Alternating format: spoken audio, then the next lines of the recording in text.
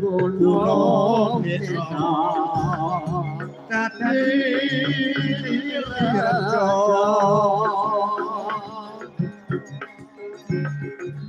dene ora magake di Presiden Kur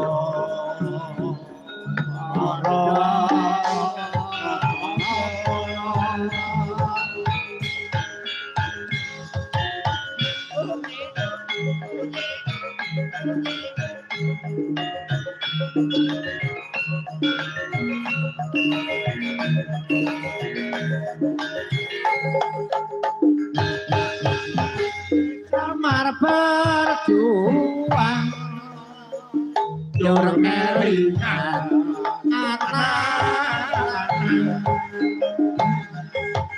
Yen oh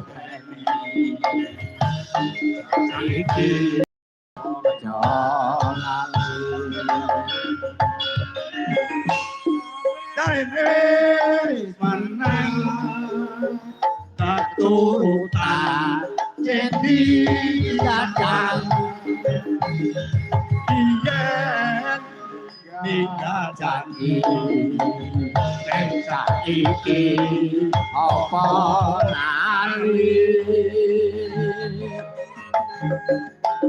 nang gunung tak sadoni saka jagung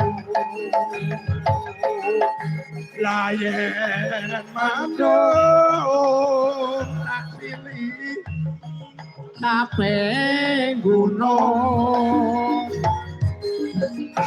ampun kesusu. Niku ditata ampun kesusu kaya balapan apa wae. Jadi disik-disikan. Iki kaya arep galapan apa wae. Nek posisi wong kur niku nuwun sewu niki. Cangkem kudu total tamatkan. Cangkem kudu tamat-tamatan. Ayo do nangkep cangkeme dhewe-dhewe.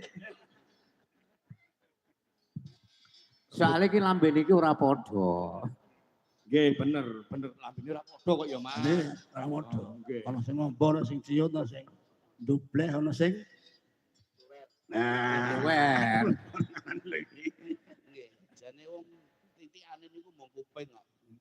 Lah piyai nek kur niku arep apik niku anggere ora budhek mesti lancar. Oh. Nggih, lah nek kur balapan-balapan berarti ada satu titik yang tidak beres di telinga. Oh. Lah kur kuping mati. Kasimiro Mas. kuping iki kiwa karo tengen mesti ra padha, Mas. Kasimiro Mas. Mireng to. Oh, mireng kok. Mireng. Mas Aris nggih mireng to Tasian? Nggih. Mireng. Itu Pak Juwadi. Pak Jumari. Oh kula. Nggih. Mireng to Mas Arno. Jumadi apa Jumari to? Jumadi ki ae. Ora Pak Du muni piye patokane kuping. Patokane kuping. Ayo ora ngandel. Ning kuping iki wae karo kuping tengen iso beda, Mas. Nah, iki. Iki dak apedhot. Nah, Bedane nopo, Pak? yo manut sing muni. Ora percaya? Upamane nggih. Ora percaya, manut sing muni. Ora percaya mangkene tak ada nih. Kula. Kuping iki kuwi tengen ra padha, kowe manut sing muni, ya ora? Nah, ya. Sapi.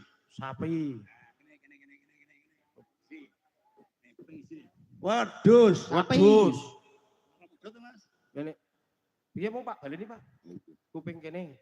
Kuping kene sapi. Heeh. Wedhus. Oh, ora padha ya Pak ya. Siji kuping wedhus, siji kuping sapi. Tangan kuwi ora padha. Heeh. Je niki tangan apa Pak? Niki tangan apa? Tangan kiwa. Niki kiwa niki. Tangan. Lah ora padha to. Ora padha. Lah padha mbek kuping. Nah iya. Anjir, berarti Nek padha berarti dudu kuping. berarti lak kupinge kula